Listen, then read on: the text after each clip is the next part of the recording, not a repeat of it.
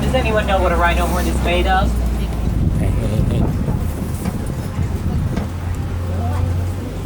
Ivory is a good guess, but actually it's made of the same material that your fingernails and hair are made of.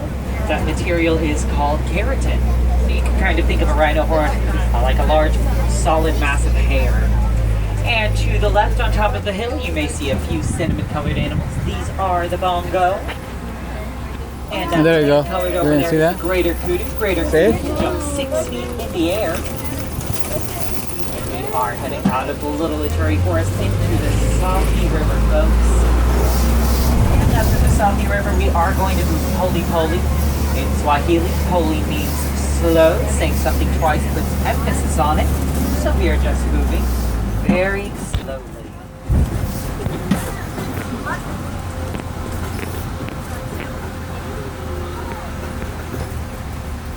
And if you look straight ahead and to the right, you'll see a Nile hippopotamus, one of the most territorial animals in Africa, which also makes it one of the most dangerous. Nile hippos tend to stay submerged for most of the day. That helps them cool There you go, it's off. over there. They can stay submerged in the water for about 8 minutes at a time. After that, they'll Yeah, pop it's back over up to the surface for more water. The rhino. Now, hippos are herbivores, so they eat mostly vegetables and fruit. And to the left here, you'll see the pink-backed pelican, named for the pink that appears on its back during mating season. But unlike flamingos, that pink appears on their skin and not their feathers. And this is the part of the safari where I like to remind everyone to please stay fully seated for me, because we are about to cross a bridge straight over Look, Nile crocodile, look. folks. That's the first one. If you look to the left, you get the best view of the Nile crocodile, which Oh, the crocodile. 16 to 20 feet. Look, Julie, look. Nile crocodiles. Make sure Oh. everyone is fully seated for me, folks. Nile crocodiles have 2,000 pounds of pressure per square inch of their mouth, which allows them to break the bones of any of their prey.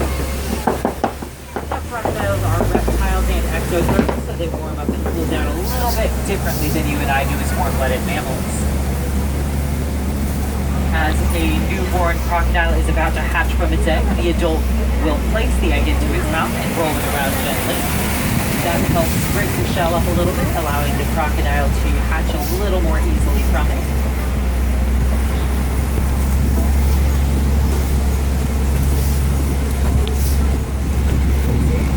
And as we move around the corner, if you look to the right, you'll see an African baobab tree. These are also called the upside down tree because it looks like the roots are coming out of the top of it. There you go. These trees actually just stay leafless for about 9 months of the year. That helps it conserve its water in the African heat. It's the same kind of tree you'll see featured at the front of the park, the Tree of Life.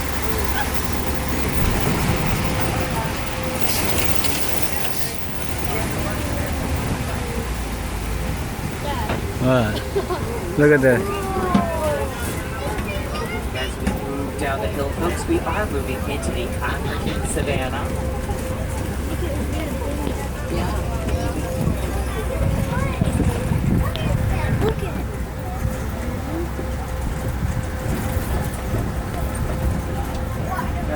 Out to the right, you may see a few animals with rather large horns.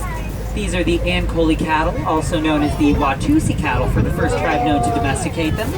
There you go, Julie. Those horns may look pretty heavy, but they're actually hollow. This allows blood to circulate through them and cool them off during the day. Those horns can grow to be about 5 to 6 feet in length. He's doing a mannequin challenge. And on the left, you'll see the African Oh. wild dog. Please make sure everyone is fully seated for me, folks. The African wild dog each has a unique it? Hey, spotting wait. pattern to themselves that allow other dogs to recognize them more easily. And even though they are pretty adorable, they're one of the most relentless hunters in all of Africa. They will literally chase their prey until it falls from exhaustion.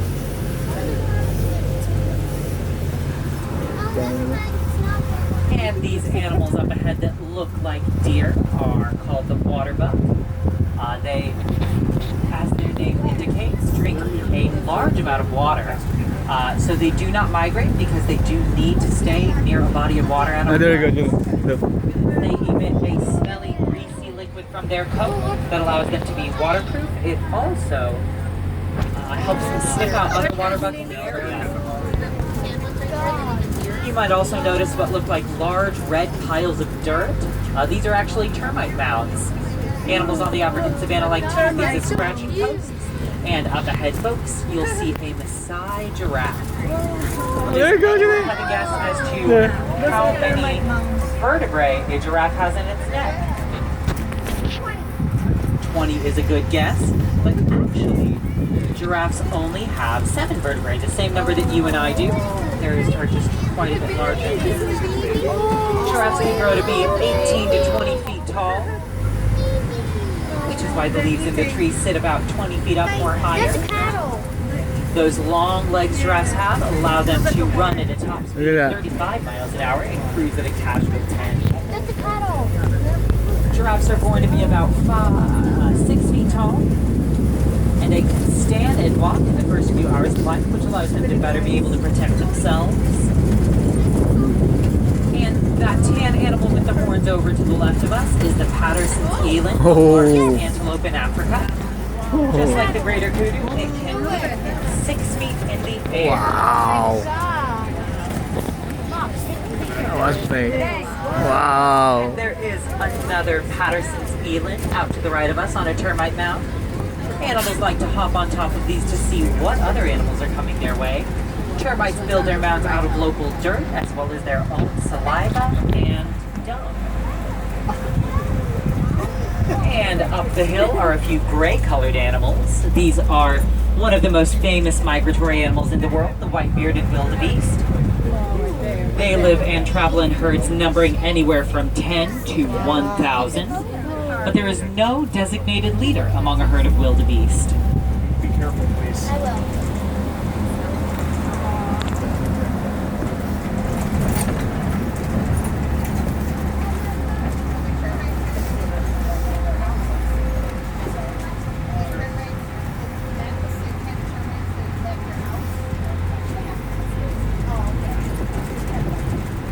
You may notice out to the right a couple of other African baobab trees, quite popular in these parts.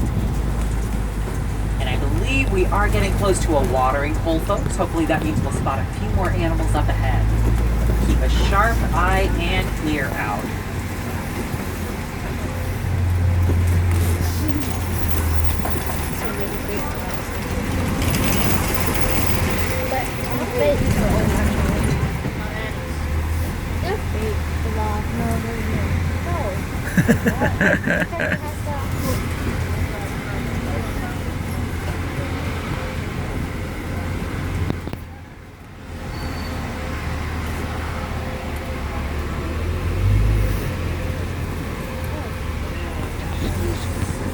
And out there, you may be able to spot a male African elephant. We're going to move slowly forward so we can get a better look at him further up ahead. You can tell he is a male because he's by himself. Males only stay with the herd until they're about 13 to 15 years old. And African elephants are identified by Oh, there their you go. large ears that are shaped like their namesake continent, Africa. And if you ever see an elephant flapping its ears, it is just trying to cool itself down. Flapping their ears create strong wind currents that hit the blood vessels on the back of their ears. And that can cool them down about 15 degrees Fahrenheit. We are coming up on a rather old bridge. You might hear some creaking, some groaning, but not to worry, folks. It's perfectly safe. They put fresh duct tape on it this morning.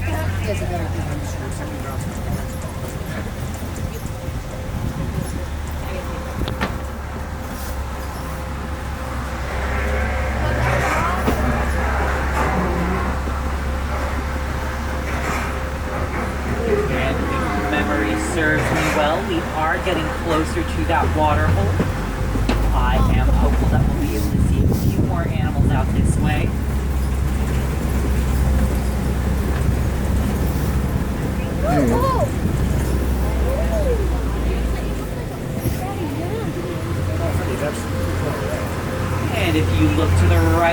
on the clay wall, you may see some tusk marks. Hopefully that means a few more elephants are nearby. We're going to keep moving forward in hopes that we can spot them.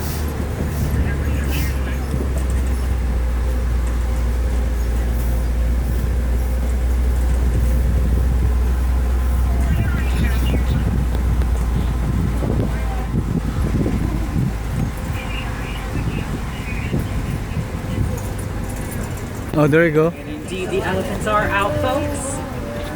Now, most people do know elephants are poached for those tusks, but actually the majority of human-elephant conflict stems from habitat loss. Elephants' habitats are full of the metallic mineral coltan, which is used in our cell phones and laptops. We're going to move a little further down, folks. Get a good view of them right about here. Now, most of these elephants here are females. You are able to tell because they are. So with the herd, there is a baby elephant out front. Oh, there's a baby. Look. See, there is a baby. It's over there. She's adorable. She's only a few months old, but she's already several hundred pounds. And as we keep moving forward, you may see another couple of elephants up ahead. You may notice some dirt on their backs. Elephants have particularly sensitive skin, so they use these materials as a sort of natural sunblock for themselves. And if you keep looking to the left, you will see the greater flamingo, the lightest pink of all flamingo species. But flamingos are actually not born pink. Their feathers turn that beautiful pink color from dining on brine shrimp, which contain the nutrient carotene. Carotene turns their feathers pink. And if you ever see a large group of flamingos like this, that is called a flamboyance. Look, Janine, it's big. We'll say goodbye to the elephants and goodbye to this flamboyance of flamingos and move a little further down into the African savanna.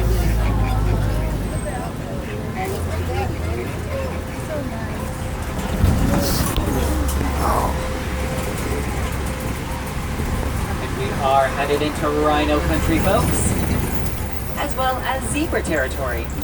Up ahead, you'll see the white rhino, not for its color, but for the Afrikaans word "vite," which means flat and wide, that describes the shape of their mouths. It's big. And does anybody know whether zebras are white with black stripes or black with white stripes?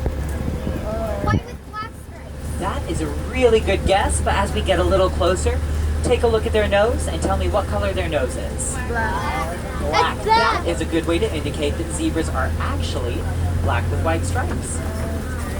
Zebra stripe patterns are like human fingerprints. No two patterns are the same. They also act as a nice form of camouflage in the tall savanna grasses. Zebras are able to defend themselves by delivering a particularly powerful kick with their back legs. That kick can break the jaw of an adult lion. Wow. And off to the front of us on the left, you'll see a brown-colored animal called the bontebok. They were nearly poached to extinction in the wild for their coats, which turn a nice purple if the sun hits them just right. And to the left on the hill, you may be able to spot the cheetah. I'll drive by slowly. Oh, there you go. See that, Jimmy? Oh my god, oh my god. Cheetahs are able to reach speeds of 60 miles an hour in 3 seconds flat, folks. 3 seconds. We're going to move further forward because there is another cheetah walking further on now. It's over there. Cheetahs are also one of the only big cats that hunt during the day. They are not nocturnal hunters like other big cats. She is beautiful. You may also notice that they have some black tear marks coming from their eyes down to their mouths. That black helps reflect the sun's glare, which allows them to see a little bit more easily. And once we round the corner, we are coming up on a kopie. A kopie is a large rock outcropping that overlooks the savanna, allowing animals to see what sort of prey may be coming toward them.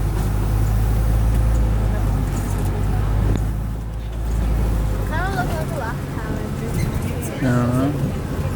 Is that background so good?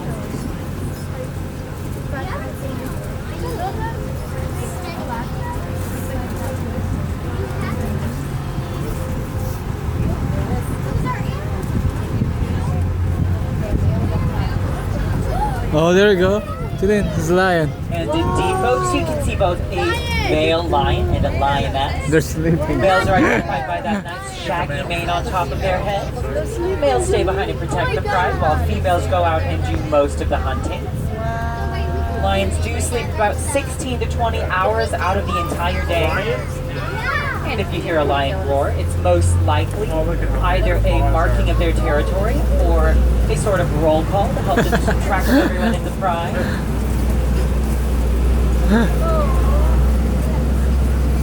They're all sleeping.